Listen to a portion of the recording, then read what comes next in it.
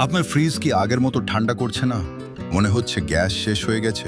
চিন্তা করবেন না, আজকে আমি আপনাকে খুব সহজভাবে দেখাবো ফ্রিজে গ্যাস আছে কিনা কিভাবে বুঝবেন।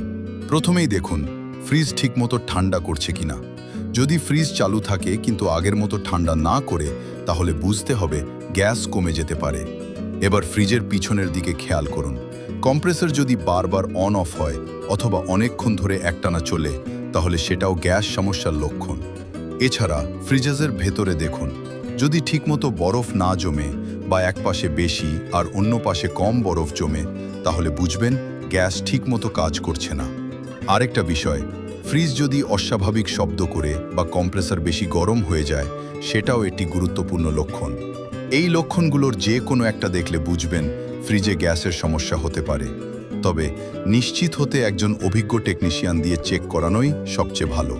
আরেকটি বিষয়, ফ্রিজে গ্যাস আছে কিনা বুঝতে ফ্রিজের বডিতে হাত দিন। যদি কম্প্রেসর চলে আর বডিতে হাত দিয়ে গরম অনুভব হয়, তাহলে বুঝতে হবে গ্যাস আছে।